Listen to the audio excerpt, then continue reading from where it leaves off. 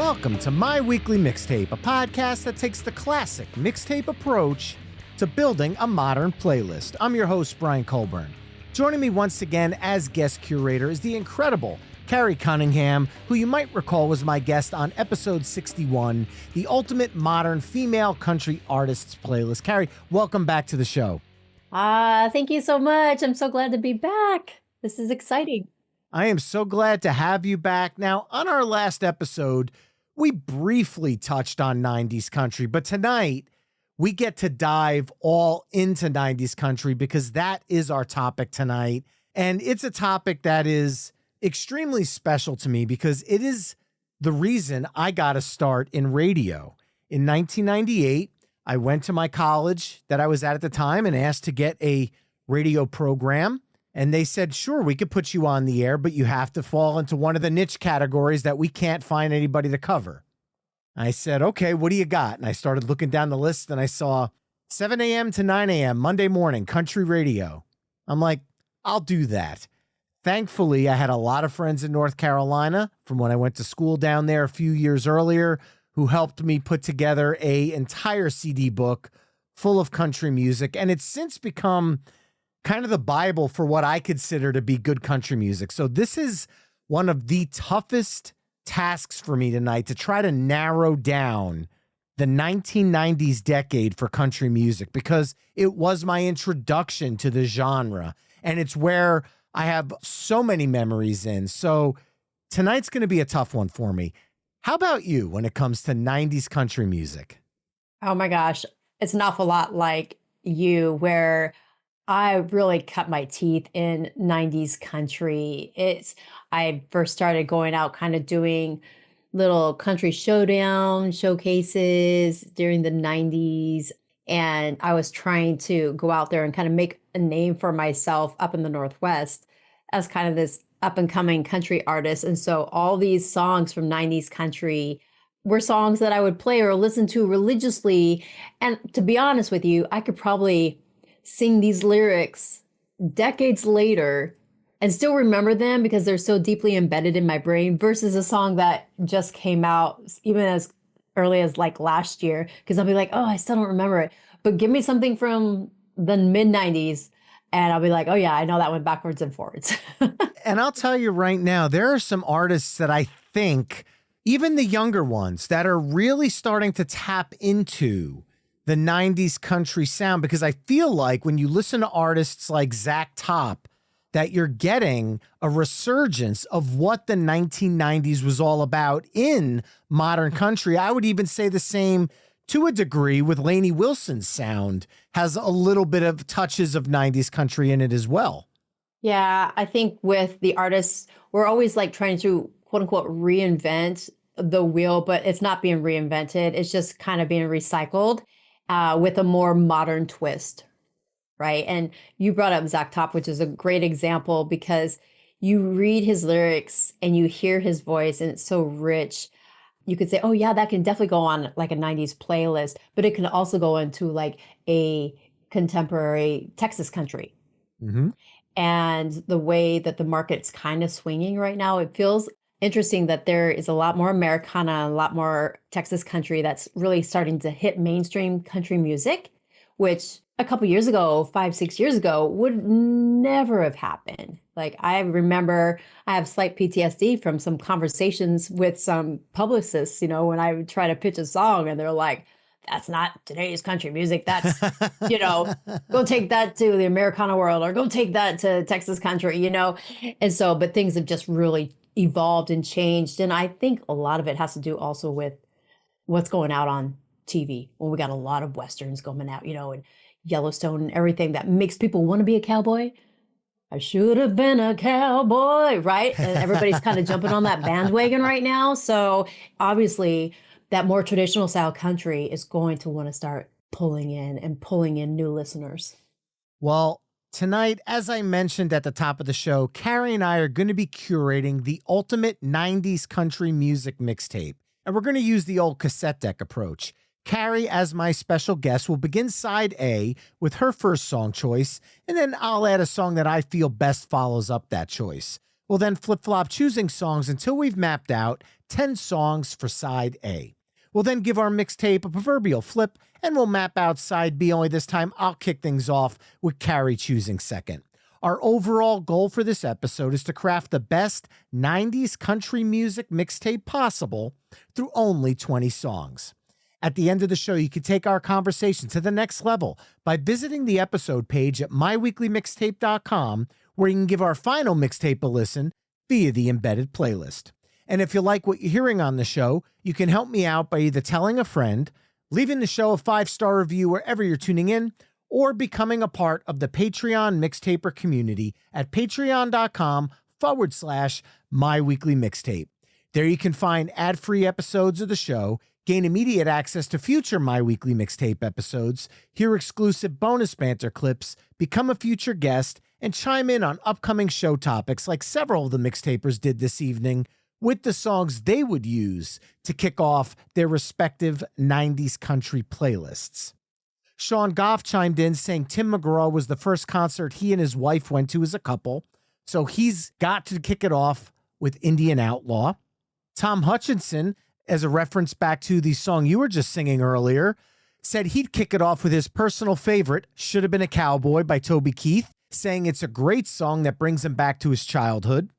Rob Jones chimed in from the UK saying it's got to be the opening track to Johnny Cash's American recordings, Delia's Gone. Chad Lamassa chimed in saying his pick might be a popular choice, but since 90s country is a bit of a blind spot for him, he's going with the Chicks' Goodbye Earl.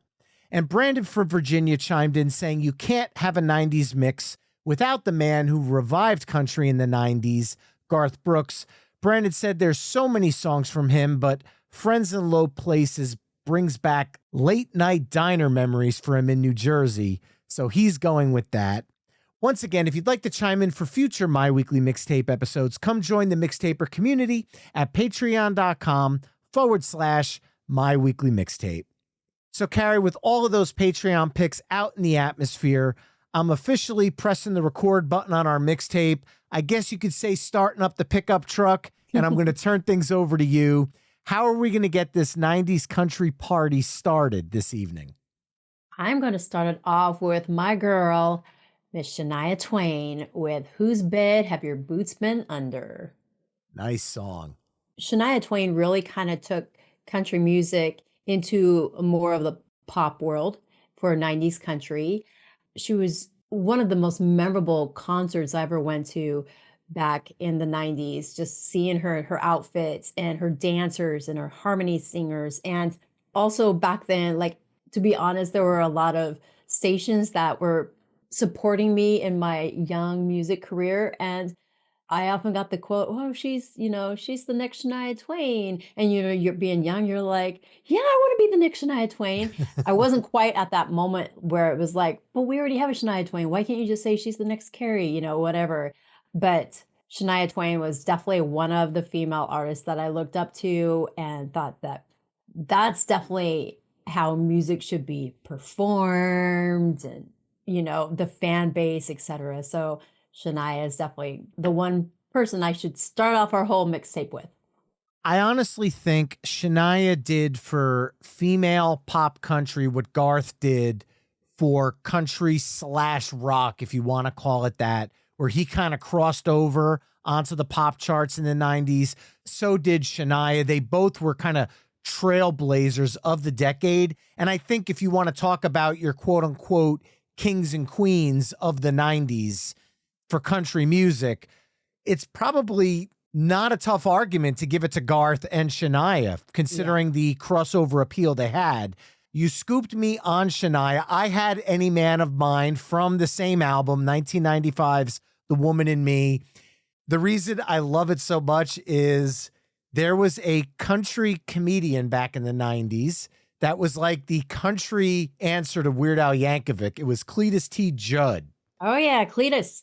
And he had If Shania Was Mine. And hand to God, in 1996, in the Walmart parking lot in Salisbury, North Carolina, on the bed of a truck, Cletus T. Judd did a concert with Daryl Dodd. And this was like one of the first country concerts I ever went to.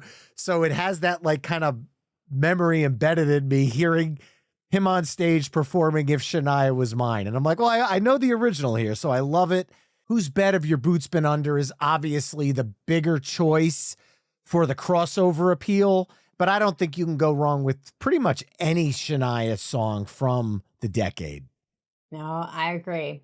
The song hit number 31 on the U.S. Billboard Hot 100 and was her first top 40 hit on the country charts, hit number 11 on the U.S. Hot Country Songs chart, and number 1 on the Canada Country Tracks chart.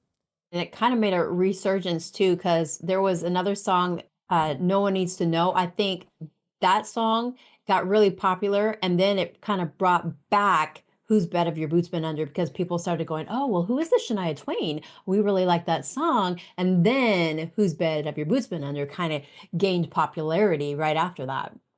And from that point on, it was Shania Mania. Mm-hmm. Well, I am going to start off with a song that might not be the first song that comes to everybody's mind.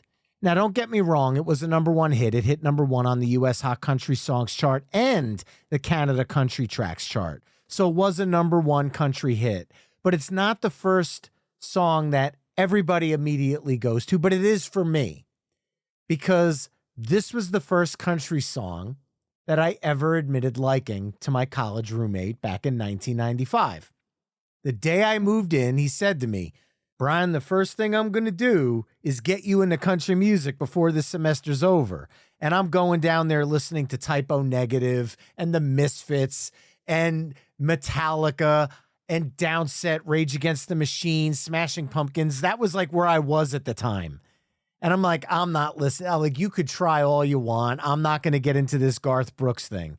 So every time he turned on the radio, I'd be like, oh, another Garth Brooks song? And he'd be like, no, man, that was Alan Jackson. I'd be like, oh, sorry. And then the next song would come on. I'd be like, oh, is that Garth Brooks? He'd be like, no, man, that's Reba McEntire. I'm like, oh. And then a commercial would come on. I'm like, is that Garth Brooks? He's like, oh, just stop. But long story short, we were driving around town trying to get me familiar with the area. And John Michael Montgomery Sold, the Grundy County auction incident came on. And the first time I heard that auctioneer delivery, I kind of looked at him and said, all right, who is that? And he goes, oh, John Michael Montgomery, you're going to dig this. And he cranked it up. And it was the first country song I ever fell in love with. So it's the first song I'm including on tonight's list. No, that's a great story. I had to think about it for a second, because that is one of my most popular John Michael songs that I think about. When I think of John Michael Montgomery, that's the song I first think about. And then I had to start thinking, I'm like, okay, what other songs were there? I know there is plenty of them. Oh, Love the Way You Love Me. Yes. That's the other one that popped into my head. Yeah, and of course, I Swear was a huge wedding song. I believe that was part of my wedding song for my first husband. I've been married once other than my right now. And maybe that's why I Swear no longer registers in my brain, because it was part of my first marriage. I understand. Say no more. It was also by All for One, though, so you might be able to kind of It was, you know, give what's that really funny. crossover into R&B. Yeah, and exactly. That's what we were just talking about with Garth and Shania, is this song, or not this one, I Swear, was also a crossover for country music going into pop, which was another great thing that made 90s country just so wonderful, is that they weren't really sticking in their lane, so to speak, right? They were really crossing over, and it was wonderful. And I think that was a good turning point for country music to really start expanding the listener and the fan base. And I swear I'm not going to talk about him all night, but Cletus T. Judd also did a parody of Sold, but I'll just leave it at that. What are you going to follow that up with for track 3? Oh, let's go with, how about Alan Jackson and Chattahoochie? Nice. Yeah, the first time just seeing the video of some tall blonde haired dude with his cowboy hat and his holy jeans water skiing with his cowboy hat and holy jeans, you know, and even just the word Chattahoochee, and you're like, oh, Chattahoochee, and then you hear hoochie coochie, and you're just like, oh my word, like, listen to this rhyme scheme. I think I remember him saying that he wasn't even sure if he could even put those two together. The writers could even put those two words together, that it would be quote unquote appropriate for Hoochie Coochie, but it worked off well. I mean, it was such a huge hit, and I think it really put Alan Jackson to where he is today. It was like the starting point for him to just be this great country music star. From 1993 is a lot about living and a little about love. But for me, one of the first country CDs I ever purchased when I was in college was Alan Jackson's Greatest Hits Volume 1. So it was obviously on that. Hit number 46 on the U.S. Billboard Hot 100 and number 1 on both the U.S. Hot Country Songs chart and the Canada Country Tracks chart. I actually had 2 songs from Alan Jackson in my bank, and that was Midnight in Montgomery, because that one makes the hair on my arm stand up every time I hear it. And I Don't Even Know Your Name. Just a real fun little country bop. Yes, But yes. Chattahoochie is the song. We talked about Zach Top at the beginning of the show. In Sounds Like the Radio, the opening line is, well, the day I was born, the doc couldn't believe I came out crying Chattahoochie. So have to go with it. Beautiful. All right. Following up Alan Jackson. Alan Jackson's one that one of my college roommates and one of my closest friends on the planet, Chris, was a huge fan of. And when I got down there, he was very much into, like, look, you're going to hear a lot of country on the radio. And as I got more into it, I started asking more questions. And he says, look, I'm going to introduce you to some people you're not going to hear on the radio. And these are going to be some people that are some of the greatest country artists you're ever going to hear in your life. However, they're just not mainstream enough, although Garth really, really made a case for this artist. And it's one of my favorite country singers of all time. And here's the thing. This guy didn't need the charts, because Garth Brooks, when he exploded onto the scene, lyrics like the worn out tape of Chris LeDoux, lonely women in bad booze, seem to be the only friends I've left at all. That's much too young to feel this damn old. And then you take the collaboration of What You Gonna Do with a Cowboy. Chris LeDoux was a staple of 90s country to me.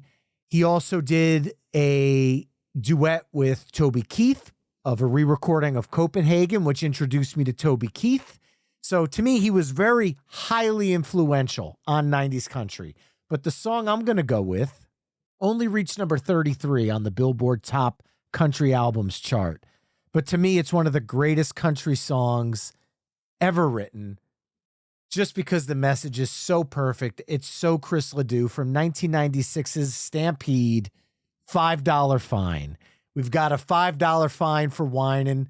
We tell you before you come in. And if it ain't on your mind to have a good time, y'all come back and see us again. Everything I love about Chris LeDoux summed up in one song. That's perfect. Yeah, I have to agree with you with everything that Garth did.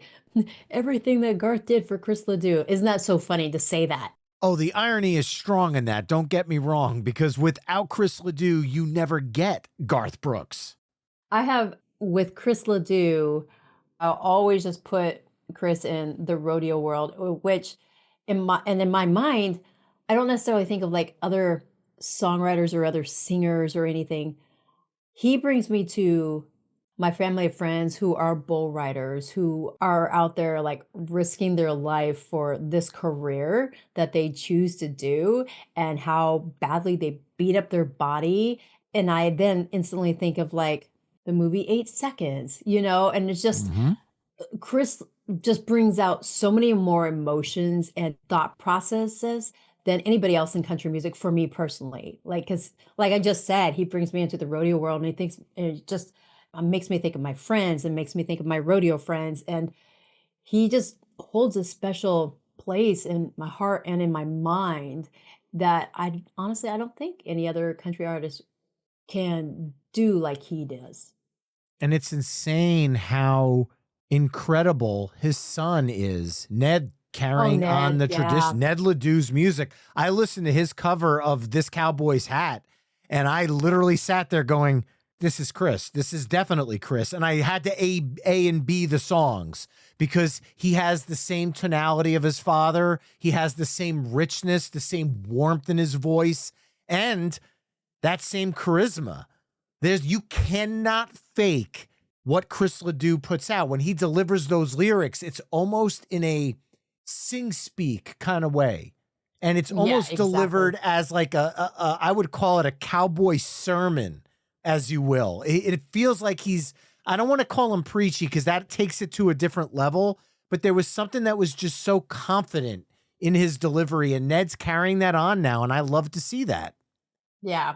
And then I think that's another reason why I think of my rodeo friends too, because there is that personality, that confidence. Like you will never meet an introverted, well, you might meet an introverted one, but you will never meet a non-confident bull rider. The bull might win. Yeah. Yeah, exactly. They just have this persona, and it's almost like Chris kind of just set the standard for all of them as well. Like you hear Chris LeDoux, you can automatically think of what a bull rider or a rodeo man should, or even just a rancher or a cowboy, what they should look like, how they should act, all that stuff. I just think that's the whole Western world summed up into one little box. Just look at Chris. Couldn't say it better myself. So we're back to you for track 5. All right. Well, while I was in college and even before that, I would listen religiously to this next artist. I would listen to her so much. She has the voice of an angel, and it's so funny just like hearing her sing and then hearing her speak, because A and B does not equal C. And she is also one of those crossover artists where she actually didn't go from country to pop. She actually went from bluegrass to country.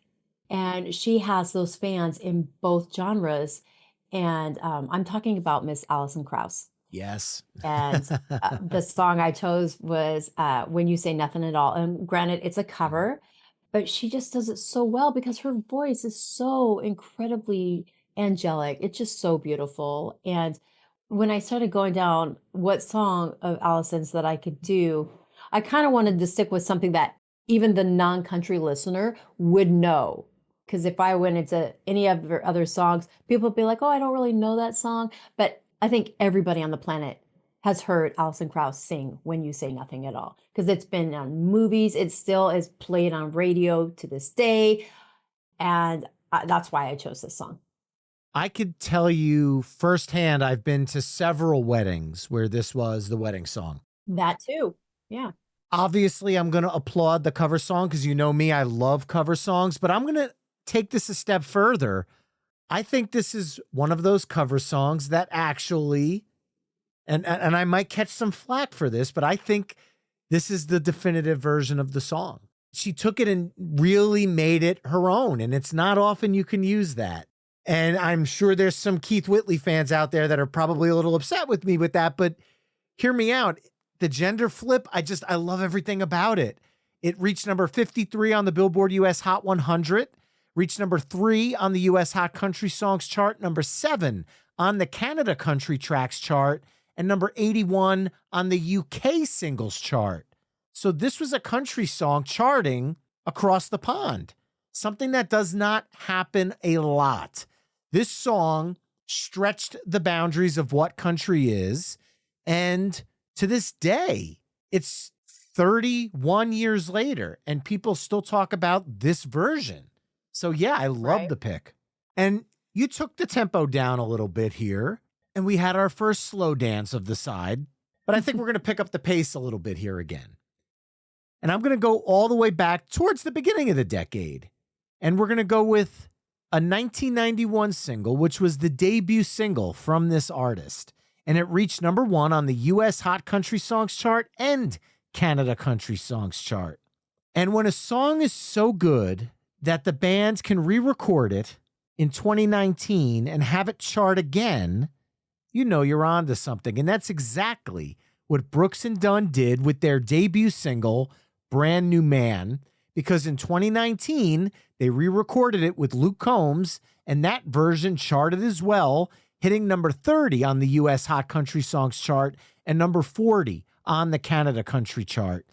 I loved both versions because obviously Brooks and Dunn play on both versions, so it's just a little bit of a touch of what Luke brings to give it a little bit more of a modern spin, but if you play the songs back to back, they're pretty similar, and Luke's voice fits in so well with Brooks and Dunn's harmonies that sometimes I actually prefer the modern version, but the original, 34 years old, still hits like any modern country song could. And it's, God, I have so many Brooks and Dunn favorites. I could do a whole episode on Brooks and Dunn. They have so many incredible songs, but without this one, who knows where they would have been. So Brand New Man. Well, and that's what I was just about ready to say. Can you imagine 90s country or even just country music today without Brooks and Dunn? Impossible. I just don't think that it would have been as impactful. For one, I mean, we had a ton of solo artists in the 90s. And then when Brooks and Dunn hit, it was like, whoa. Of course, we had a few trios. We had Shadaisy out there and a couple other duos in the 90s, but nothing as hard hitting as Brooks and Dunn. I mean, they literally, and I hate this term, but they literally took country music by storm. They were just as competitive as Shania Twain and Garth Brooks. I mean, they all held their own. And that's also why Reba went on the road with Brooks and Dunn. I mean, you put those powerhouses together, you're going to sell out every arena. It doesn't matter. And so I just can't even imagine what it'd be like, even for radio, in your line of work, with Kix Brooks as a radio host. I mean, we wouldn't have him on the air doing his thing for so many years if it wasn't for Brooks and Dunn in the beginning. And I'm sorry, I don't think you get a group like Brothers Osborne in modern country music without the path that Brooks and Dunn carved for the male duo. Because you also have groups like Dan and Shay Brooks and Dunn, without them, I don't think you get the Dan and Shay. I think you get Dan, and then over here is Shay, but I really think Brooks and Dunn made country male duos a thing. And I think every male country duo is always going to be, for better or for worse, compared to Brooks and Dunn, because they're two of the best to ever do it. Yeah. I mean, if you think prior to the 90s, when it came to groups, they were always in fours and they weren't really duos, right? So even with the Highwaymen, that was four. And then obviously I always think back to Motown, we have the Four Tops and all that stuff, but everything was always in groups of four so they can get that 4-part harmony. But when a band comes out just as a duo, they're two strong, powerful men that come out and they look good. Like they had the look down, they had their harmonies down, everything. It was just like, whoa, where did these guys come from? And their music made people want to line dance too. It was taking a big shift where it wasn't even just like couples dancing. People were really line dancing. And that was I think it was because of Brooks and Dunn started that. Now, for me, back in the 90s, I always likened duos to things like Loggins and Messina, to things like that's true. Simon and Garfunkel, the Righteous Brothers. It was more to the kind of more mellow, acoustic singer-songwritery thing. And, with Loggins and Messina, that was definitely, that was yacht rock. Yes. But yacht rock is only a thing now. But back then, it wasn't considered yacht rock. It was just rock and roll music that was out there. So, yeah, you're right. There were male duos, but they weren't really like rock and country. Yes. All right. Well, now I'm throwing it back to you for track 7. Track number 7 belongs to Tracy Byrd, I'm From the Country. Yes. So I saw Tracy Byrd back in the 90s with I like to call her my surrogate mother. She was this lady that took me under her wing. Pretty much any concert that I saw in the 90s and the 2000s, the mid 2000s, early to mid 2000s, were because of her. Because she was my number one fan. She would always make my stage clothes. She would make the posters. She would literally go post them everywhere. And she's just this short, 5 foot nothing little love lady that I loved so much. And so being able to go to concerts was all because of her. And I remember one year she calls me up and she's like, Carrie, I really think that you should write a song about being from the country and how much you love it. And I go, yeah, I just don't know if that's really going to hit. Just talking about being from the country. I just don't know, Nana. And literally just like 2, 3 months later, Tracy Byrd releases this song, I'm from the country. And she just comes up to me and she's like nudging me on the shoulder. She's like, see, I told you, you should have wrote that song about being from the country. And I'm like, well, there's no point because it was already written. It was just waiting to be released. And back then I was like, I don't think I could even have possibly have written it to even a fraction of how well that song was written for Tracy Byrd. Not even close. Well, you definitely scooped me on the artist. One of my favorite country singers of the 90s. I had Watermelon Crawl on my list. I had Redneck Roses, if we wanted to slow it down. I had Big Love. I had Don't Take Her, She's All I Got. I could have went in any direction with him. Just unbelievable. His voice has just it's got such a great deep end to it, but it's so rich and full. And the music is so much fun. I'm From the Country is your perfect Saturday night song. Obviously, we love you like Sunday and treat you like Saturday night. That song encapsulates everything I love about Tracy Byrd. The song hit number 63 on the Billboard US Hot 100, number 3 on the US Hot Country Songs chart, number 1 on the Canada Country Tracks chart. I had to wait to the mid-2000s to catch him because Tracy usually kept his shows down south, but he did play in Massachusetts once, and my wife and I traveled a couple states out to go catch him at I think it was called the Indian Ranch, if I'm not mistaken. And what an incredible show he put on. I got a chance to meet him when he did the runs through the radio tours back in the 2000s when I started in radio. Really amazing guy, amazing voice, and just an absolute country stomper, I guess you'd call it. Yeah. All right, so we had Brand New Man and I'm From the Country. I'm going to slow it down one more time, and I'm going to go with a song that's one of my favorite country ballads ever. One of my favorite, because I do have a favorite country ballad ever, and I will use it tonight at some point. I just don't know where. This is a very, very close number 2. This song hit number 65 on the U.S. Billboard Hot 100 and topped both the U.S. Hot Country Songs and Canada Country Songs chart. Won Song of the Year at the 1997 CMA Awards, the Nashville Songwriters Association International, and the Nashville Music Awards. And in 2024, Rolling Stone magazine ranked it number 141 on its 200 greatest country songs of all time list. And I think that's insanely low because Deana Carter's Strawberry Wine from 1996's Did I Shave My Legs for This is one of the most poignant, moving, bittersweet look backs on life that I've ever heard. And I feel the story of that song. There's just something about the innocence and the story that she tells in this song, and her voice just personifies it perfectly. And it's just one of the most perfect country songs of the 90s as far as I'm concerned. Yeah, I agree with you. I mean, it was a coming of age song. It was a first love song, a first love, quote unquote, song. And then to be honest, like it wasn't ever really with prior country music songs. I don't recall ever hearing a song that talked about losing your virginity in such a beautiful way. That remembrance of this is something that I'll never get back, and this is something that I'll always remember, but it was so bittersweet. Year after year, I go back to this place just to remember the taste. Yeah. I hear her sing that line and the hair on my arm stands up. Yeah. Well, the hair on my legs just stood up you talking about it. Just kidding.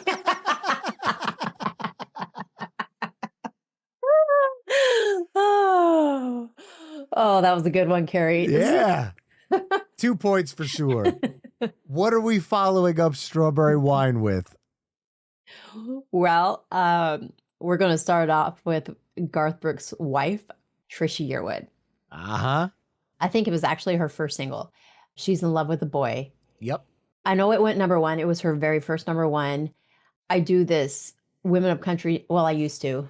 Every once in a while, I'll pull it out of my hat for shows, but I used to do this Women of Country Music and their first number one hits. And this is the song that I would have to do because it was her very first number one. And let me tell you, the audience will never not sing that song. Everybody knows this song. And it's so true and raw, especially when we're talking about first love, like we were just talking about with Deana Carter. We all have been in that moment where we've had to have that, oh my gosh, I love him. And then our parents have to kind of bring us back down to earth and say, no, it isn't love. Or just like it is in the story where it's like, dad's like, no, I don't like this guy. And mom's like, oh, sweetheart, no man is ever going to be good enough for your daughter. We know that. But just look, they're so in love. He looks like a good kid. And remember, my dad didn't exactly like you either. And look at where we're at. I mean, it's a tale as old as time, right? I mean, it's such a beautiful song, a classic. You cannot go wrong with that song. And she's probably going to live off of that royalty for the rest of her life. She doesn't even have to record anymore. She does it just because she simply wants to.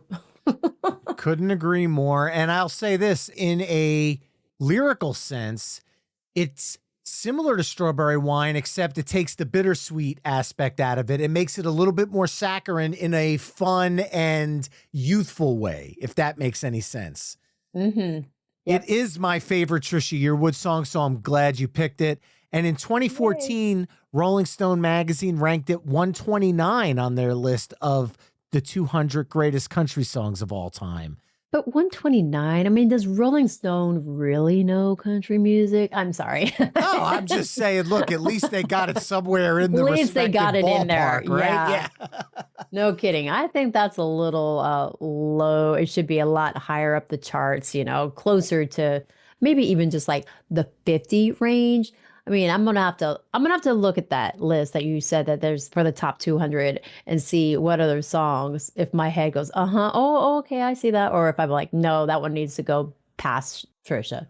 Well, the fact that in 2024 Strawberry Wine was all the way down at 141, I kind of always take these lists with a grain of salt and a little bit of clickbait, because at the end of the day, that's what they're trying to do, is drive people to read the stories. So maybe we'll start ranking songs poorly here on the show to get people to listen. Anyway. Well, there you go. There you go.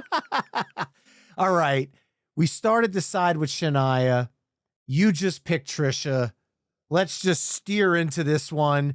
We're going to go Garth Brooks here. Now, I could go with any song from the hits, because that was my introduction to Garth Brooks. Finally, my roommate said, dude, you got to get something from Garth because you keep joking about him. So I went with the hits, and I fell in love with every song on the album. I'm like, okay, I get why this guy's popular. I understand. Now, at the end of a side, I'm guessing a lot of people would expect to sing along, like Friends in Low Places, as Patreon mixtaper Brandon from Virginia chimed in with. But as much as I love that song, having played in cover bands for years and years and years, I've heard it so many times that there's actually a song that edges it out a little bit. And I'm a huge cover songs freak. I talk about it all the time. This song was originally recorded by the Oak Ridge Boys on their 1978 album Room Service. I'm going to go with Garth's 1993 cover of Callin' Baton Rouge from In Pieces. In 1980, Billy Joe Spears recorded a version of it. And then in 1989, Newgrass Revival had a hit with it on their album Friday Night in America. However, Newgrass Revival's version didn't break the top 30, and Garth felt that they got wronged. So he recorded a version with Newgrass Revival, who had broken up already at this point. So the band reformed to do Garth's version, and that hit number 2 on the U.S. Hot Country chart and number 1 on the Canada Country Tracks chart, the way Garth felt it always should have been. I mean, you think about this backup. It was Pat Flynn, Bella Fleck, John Cowan, and Sam Bush with Jerry Douglas backing up Garth Brooks. Insane. Now, the only issue I'll give with this song, it will not be on the playlist over at myweeklymixtape.com because Garth's music is not on Spotify. However, this song's on YouTube, so I'll make sure it's on the page somewhere. I think you can only stream him on Amazon at this point. He's been very selective with what he does because every time he releases an album, he releases like 75 albums in one box in order to get like 2 or 3 new songs. And it's genius because he's going to have the all-time sales record for music of all time. But I have more Garth Brooks box sets than I do actual Garth albums. Well, when you said Callin' Baton Rouge, I instantly started bebopping back and forth because one of my favorite things about Garth Brooks' music was the fiddle player. And if it was Sam Bush that played on Garth's version of Callin' Baton Rouge, then I can totally see why that song was such a huge hit and why I'm bebopping to my head, because Sam is an amazing fiddle player, amazing musician. But the fiddle in Callin' Baton Rouge and the tempo and everything, it was just so spot on. And you cannot help but not sing along to that song. And it had me right when it started, and just the tags, the turnarounds in between the chorus and the verses. I just love it. And so that is why I'm really happy that you chose Callin' Baton Rouge versus the other ones that you chose. What was it? Friends in Low Places. I could have went with The Dance, The Thunder Rolls, Ain't Going Down Till the Sun Comes Up. I mean, exactly. He had way too many hits. Yeah, I instantly started thinking about The Thunder Rolls because I was going to say, well, I know you didn't choose Friends in Low Places, but why not The Thunder Rolls? But I'm so glad that you chose Callin' Baton Rouge too, because like instantly I just started bobbing my head and I'm like, oh, I'm already there. I'm listening to it. I'm like, I'm sorry, are you talking? No, my head's playing Callin' Baton Rouge. Well, I hope the mixtapers listening feel the same way, because that concludes side A of the ultimate 90s country music mixtape, which consists of Shania Twain's Whose Bed Have Your Boots Been Under?, John Michael Montgomery Sold, the Grundy County Auction Incident, Alan Jackson's Chattahoochie, Chris LeDoux's $5 Fine, Alison Krauss, When You Say Nothing at All, Brooks and Dunn's Brand New Man, Tracy Byrd's I'm From the Country, Deana Carter's Strawberry Wine, Trisha Yearwood's She's in Love with the Boy, and Garth Brooks' Callin' Baton Rouge. Head over to myweeklymixtape.com to hear all the songs we've discussed in this mix through the playlist embedded on the episode page. And now I get to kick things off for side B. And I want to go all the way to the end of the decade here, because I don't know about you, but every time a decade is ending and a new one's starting, I did this between 89 and 90, and I do the same thing between 99 and 2000. The 2 years kind of meld together for me. So I actually, when I was looking up songs by this artist, because I knew I was going to include him, I was curious if this song was a 2000 song, because I remember listening to it as I was graduating college. However, it had come out a year earlier. I used it a lot on my radio show. And it's a song that the message just puts a huge shit-eating grin on my face, because that is what this song is about. Off of 1999's album of the same name, we are going to go with Toby Keith, How Do You Like Me Now? Number 31 on the U.S. Billboard Hot 100 and number 1 on the U.S. and Canada country charts. The song re-entered the charts last year upon Toby's sad passing, and it reached number 23 on the U.S. Hot Country Songs chart again. This song just has such a bravado about it. It is somebody that got looked down on in high school and kind of was the outsider, the outcast. And then one day, his name is the one in lights. And this is that feeling of, you don't want to rub it in someone's face, but you kind of want to. Alarm clock starts ringing. Who could that be singing? It's me, baby, with your wake-up call. If there's ever a time to puff out your chest and get a little confidence, especially if you don't look back at your high school years with the fondest of memories, this is the song to do it. How Do You Like Me Now by Toby Keith. Oh, yeah. I can definitely relate to that. I mean, even as an artist, we get a lot of naysayers. And so it was very, very relatable just hearing that song for the first time. It's like, yeah, like shove it, you know? Like, I shouldn't have to prove myself to you, but you know what? I'm going to prove myself to you. And here you go. Let me gloat in front of you. And what are you doing? And Nothing. this was definitely a pivot for Toby because the CD single of this, which was one of the ones that I definitely used on my radio show, had 3 versions. It had the country version, a rock version, and a dance version. And believe it or not, I would play the rock version on my radio show and I would get calls going, I've never heard this before. What is this? I'm like, it's a rock remix of How Do You Like Me Now?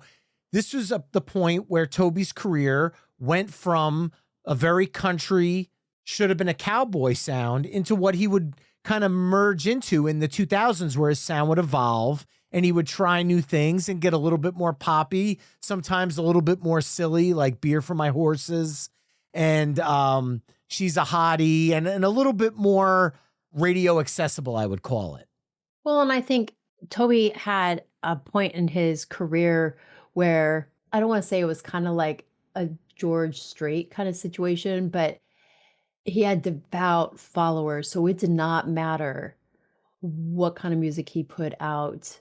He didn't have to worry so much about what the label was saying. He had his style, and they knew the labels. I'm sure I'm not speaking for them, but from how I see it, just how his music was evolving, they're like, oh yeah, if he wants to put out a funny song, that's great. He's going to do it. If he wants to put out a very serious song, that's great. It's still going to be on the charts, because it is at this point, it is Toby Keith, the big 6'5" man that has such a great personality, and he can sing so well, and he's so personable.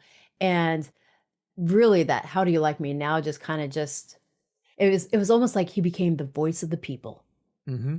And then, when he comes out with the list, oh my goodness, now he's relating even more. And that's what we're supposed to do with country music. We're supposed to relate, or with songwriting, period. You're supposed to relate to the audience so the artist or the audience can relate to the song. But some of those songs that he was just putting out were so spot on with how people felt with, and especially with How Do You Like Me Now? I mean, it's just, he pulled out a younger crowd where maybe the list was to an older crowd, talking about, I'm so wrapped up in work and I'll get to it, but I got to do this, I got to do that, I got to do this. Oh, well, by the way, I'm going to make sure that I take care of my family first. He hit the older generation with that. But How Do You Like Me Now? High school people, college people, he was getting everybody in the spectrum.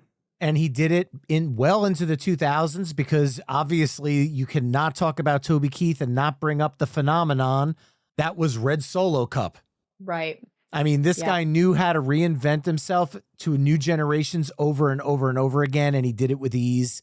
And it's such a sad loss. I really hope there's some Toby Keith vaults that they can continue to maybe keep his music alive for future generations, because he was one of the greats. Yeah, for sure. But with that, I'm going to pass it back to you for track 2. All right. Track 2 on side B is going to be one of the ladies who I actually had a 6-foot cutout of in my bedroom in school, and that is Miss Reba McEntire. Mm-hmm. I loved her just as much as I loved Shania. Actually, I probably loved Reba more than Shania. They both felt different, but slight different ways. They both had great stage presence. I love the way that they would just change their clothes so fast. And that was one thing that I would try to model myself after, is watching their stage presence. And I think that's also one of the reasons why I'm so comfortable on the stage is, well, one, you kind of have to be kind of born with that stage presence where you own it. And both Shania and Reba owned the stage. And I chose with Reba, The Lights Went Out in Georgia. Oh. And it's a cover, but the way that she just delivers the song, like, it was so incredibly powerful. I mean, she was a powerful woman, just the way that she sang initially, but she made The Lights Went Out in Georgia so believable. I know it's a cover, and Vicki Lawrence recorded it first, and then Tanya Tucker. But how many people are talking about Vicki Lawrence's cover or rendition? How many people are talking about Tanya Tucker's rendition of The Lights Went Out in Georgia? We all talk about Reba's rendition. And so I think, and like, with Garth Brooks, I could have chose so many, so many for Reba. But I chose The Lights Went Out in Georgia. There's something that's dark and mysterious about it. And if a song can change the color in my head and I just see some dark eeriness, I'm like, ooh, yes. To me, this is the kind of song that would back to back with Garth Brooks' The Thunder Rolls. They're both these dark, eerie storytelling songs. I would even, if you want to go back, this is not a 90s song, but like The Legend of Woolly Swamp by Charlie Daniels Band, the darker side of country, you don't hear it as often. And hearing Reba go to that place, this song, while it was a massive hit, was actually slightly, quote unquote, bad for Reba. And I'll explain. It hit number 12 on the US country charts, number 7 on Canada's. However, it broke Reba's streak of 24 consecutive top 10 hits. It only missed it by 2 spots. But I mean, think about 24 top 10 hits. And then this song is the first one to not break it. But it's such a fantastic song. I would have never believed that this was not a top 10 hit. I mean, charts be damned as far as I'm concerned. I am totally shocked that you said that it did not make the top 10. That's mind blowing to me. I can't believe that. I mean, I understand when you go back and you think of songs that didn't hit number 1, especially for like Patsy Cline.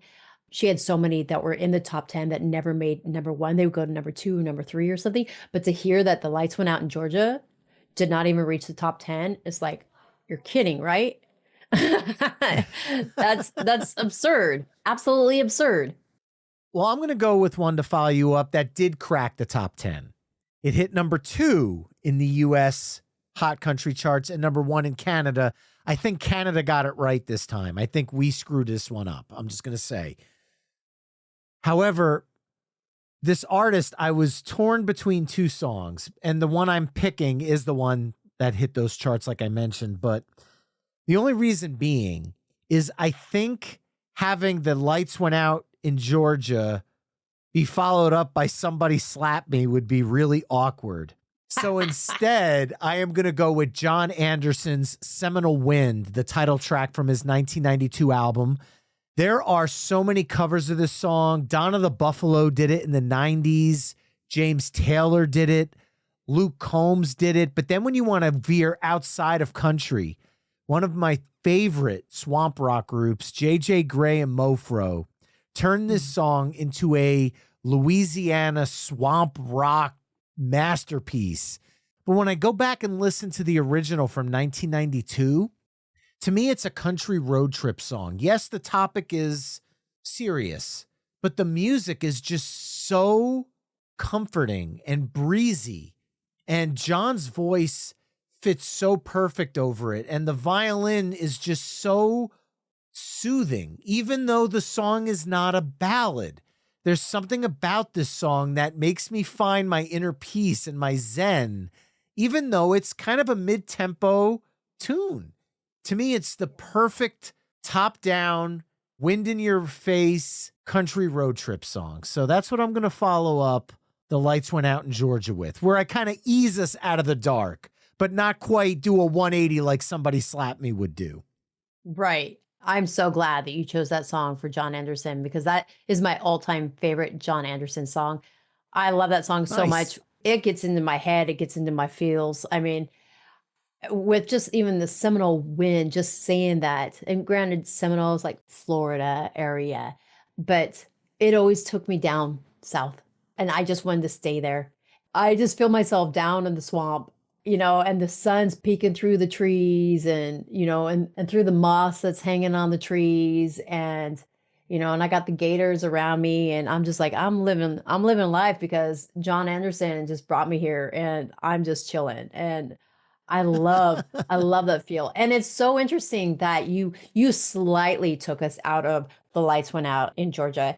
You slightly took us out of that dark mode because I still feel that Seminole Wind is kind of still a dark song, even though it It is a is. mid-tempo, but I still see a little bit of that sun setting. So it's not completely dark, like the lights went out in Georgia, but the sun is setting.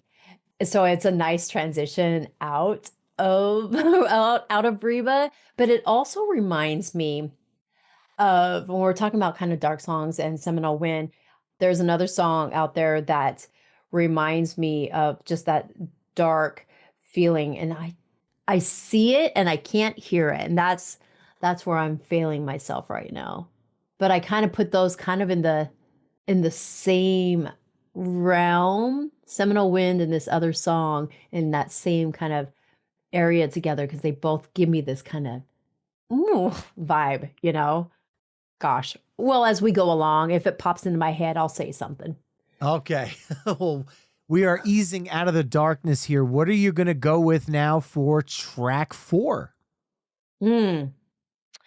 This was another album that I used to listen to all the time, kind of back to back with Alison Krauss, and that is Dwight Yokum, A Thousand Miles from Nowhere. I Nice. thought that's such a great song.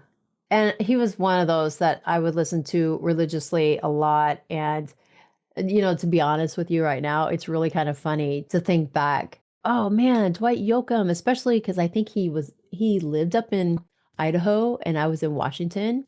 And then to see him be an actor. And one of my favorite Christmas movies is Four Christmases. Mm-hmm. And he Mm-hmm. plays the pastor.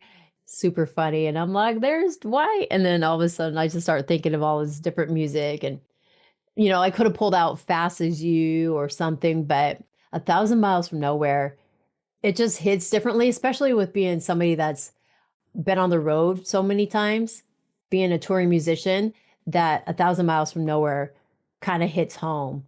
Time don't matter to me. I'm 1,000 miles from nowhere, and there's no place I'd rather be. It's like, yeah. You literally quoted the lyrics I was going to right there. I mean, This Time is my favorite Dwight Yoakam album, so I'm glad you went with this one.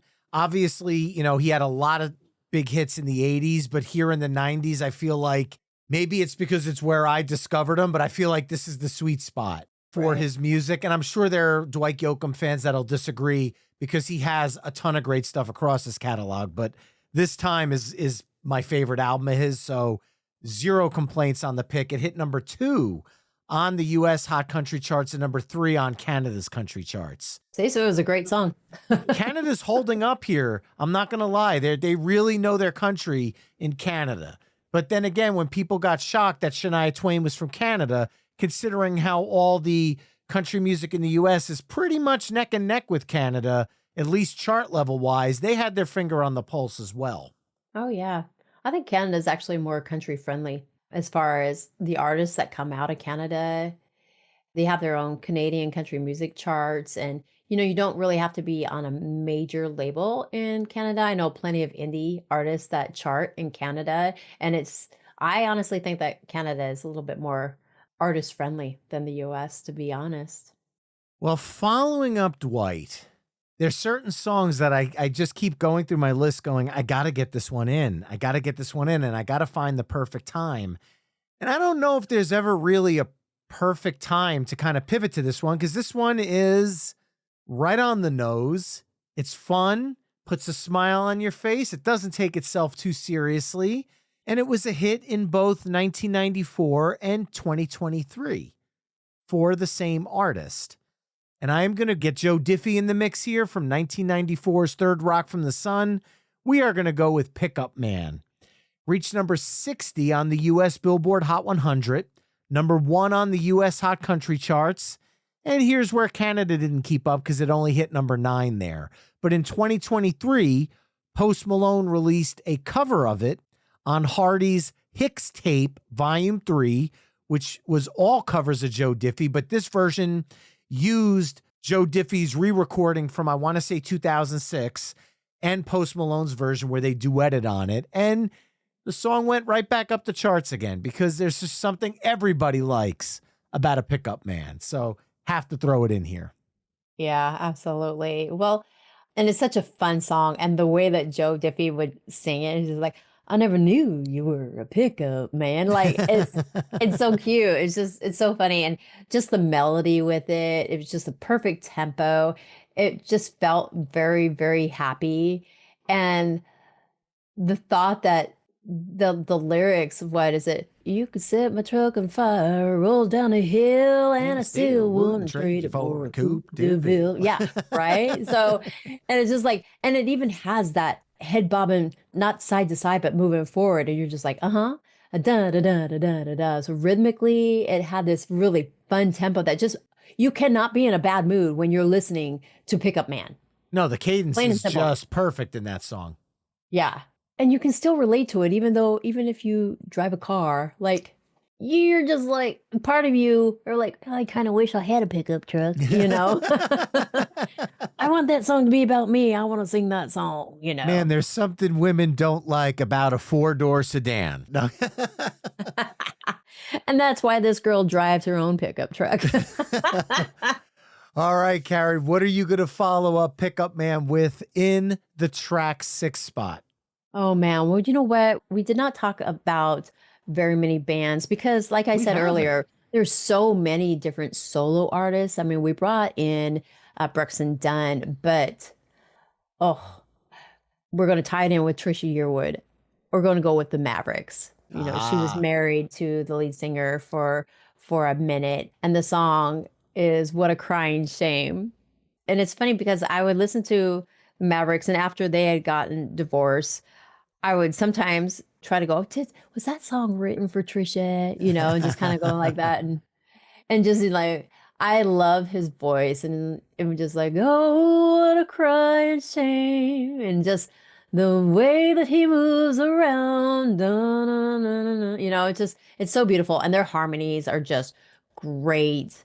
It's just, I wish that the Mavericks were putting out music every year. And if you want to do like a little duet, I'd be happy to partake. And I would be happy to interview you and the Mavericks when that song gets released. So Absolutely. I think we got all the bases covered here for this. Yes. 1994's album of the same name. The song hit number 25 on the U.S. Hot Country charts and number 6 on Canada's country charts. Again, charted higher in Canada. I think you said it before. And there were a lot of great bands that we haven't talked about yet. And I'm talking Lone Star, Diamond Rio, Ricochet. And I don't know if I'm going to be able to fit it in here because I have an artist that if I don't bring in next, my wife and I have simply way too many memories about this. Well, it's actually close to a band. We're talking about a trio here. So while my list includes songs like Lone Star's No News, Ricochet's Daddy's Money, and Diamond Rio's Meet in the Middle, It's All in Your Head, or Unbelievable, I'm actually going to go back to the end of the decade again and go to 1999. And I'm going to go with a song that, believe it or not, is a cover song. And it was originally recorded by another band, Sons of the Desert. This song was originally recorded for their 1990 album that never got released. And if you haven't heard it before, I'll make sure to embed it on the episode page at myweeklymixtape.com because, yes, the Dixie Chicks' Goodbye Earl was originally recorded by Sons of the Desert. You're a kid. I had to go with this because it's a cover that people don't know is a cover. There's a whole episode of My Weekly Mixtape about that. Here's another one for you. Goodbye Earl, cover song. You got to hear the original from Sons of the Desert. It's different. It doesn't have the boppy vibe that the Dixie Chicks bring to their version. However, the Dixie Chicks are my wife's favorite female country group. And I had to include them in this. When I took her in 2003 to the Top of the World tour, this was the song they opened with. It was the Dixie Chicks and Michelle Branch. Amazing show. They're incredible live. This song reached number 19 on the Billboard US Hot 100, number 13 on the US Hot Country charts, and number 5 in Canada. The song was not originally released as a single. It started charting based on unsolicited airplay, which I also thought was pretty damn cool. And in 2014, Rolling Stone ranked it number 23 on its list of the 200 greatest country songs of all time. It's just amazing. And because I'm a cover fan as well, Me First in the Gimme Gimme's cover, the punk version, kicks ass as well. But we got to include Goodbye Earl in this mix. Song is just too much fun. Okay, so can I, before I give my 2 cents on this song, I never knew that this was a cover song. Really? And so I'm going, oh yeah, I did not know. I'm going to have to go check out Sons of the Desert's version of Goodbye Earl. It's a weird listen, I'm not going to lie. There's nothing wrong with it. But because the Chicks version is the one that everybody immediately thinks of, it's a moment for people when you hear it. But it's actually fantastic.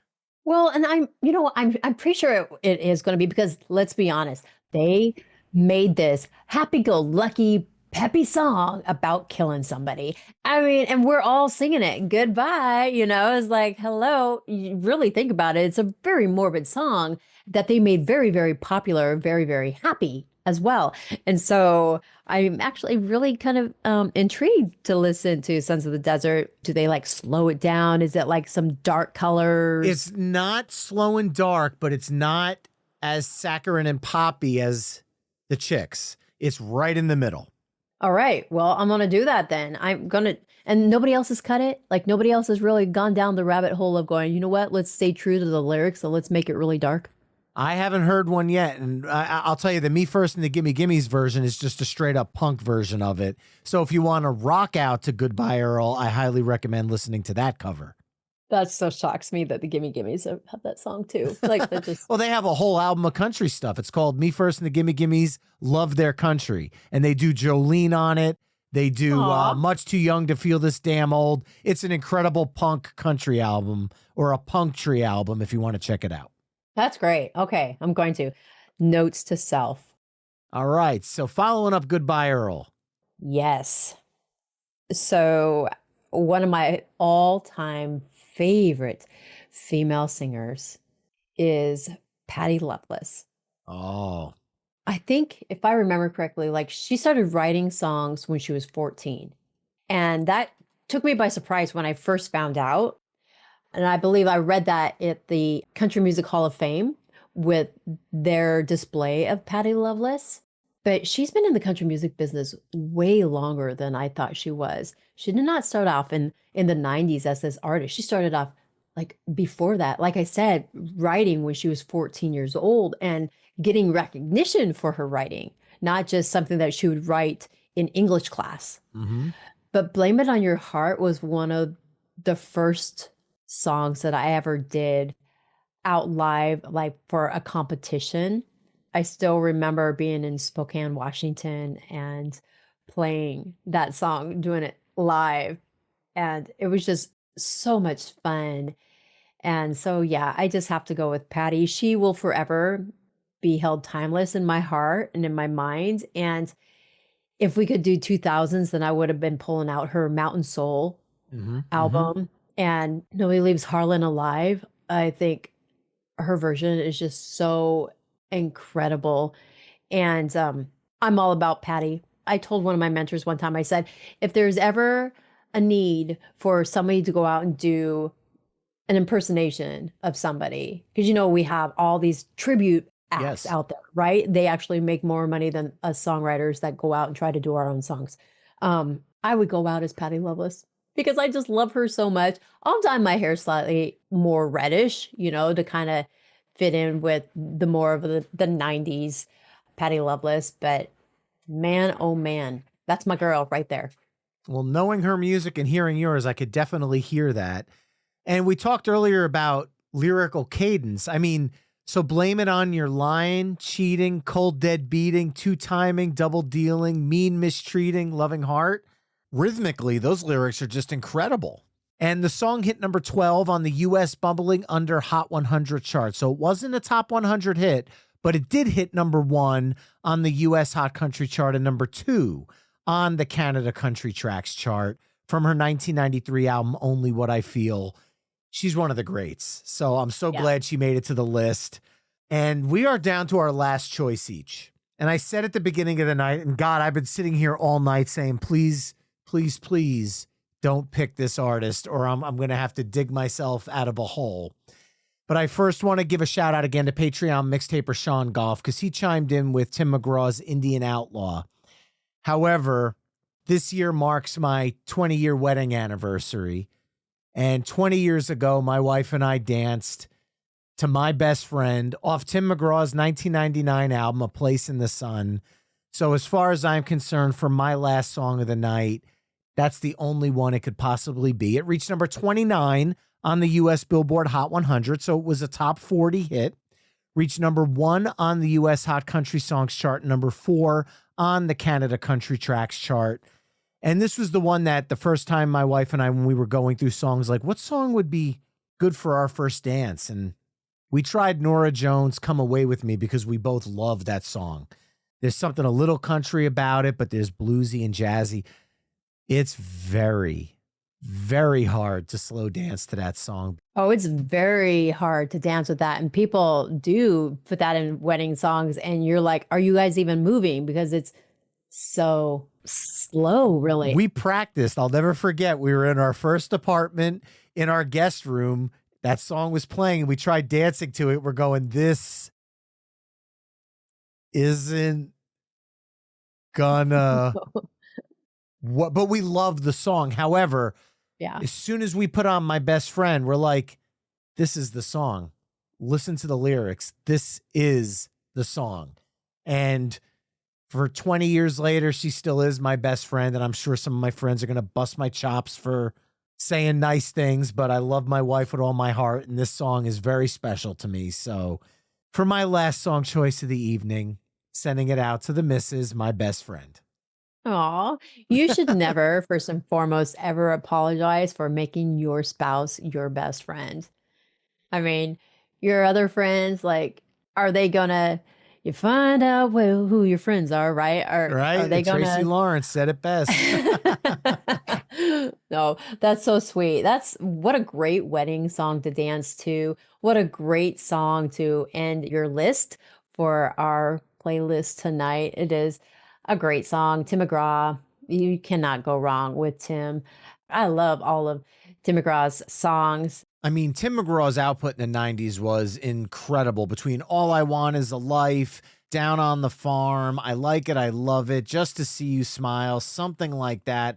There are so many great songs to choose from. But, you know, me being more the music nerd in this relationship with my wife, I would never want her to realize if I had gone with another song that, hey, wait a minute, My Best Friend came out in 1999. And you're like, what song is that? I don't remember that song. And then you would have been in the doghouse. Exactly.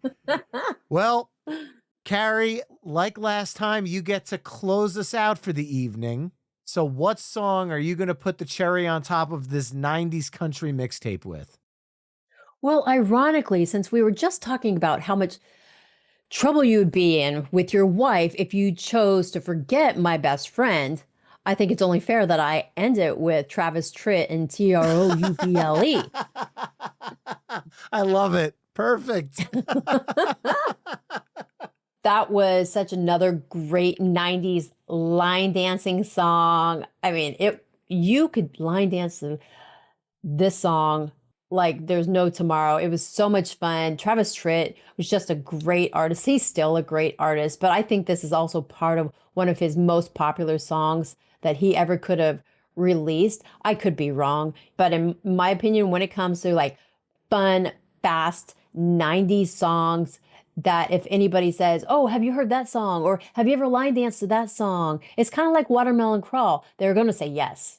So I just figured we'd go out with a bang, something really up-tempo and fun. And I think I would be sliding our playlist if we didn't have Travis Tritt in there somewhere. So we're pulling out with Trouble.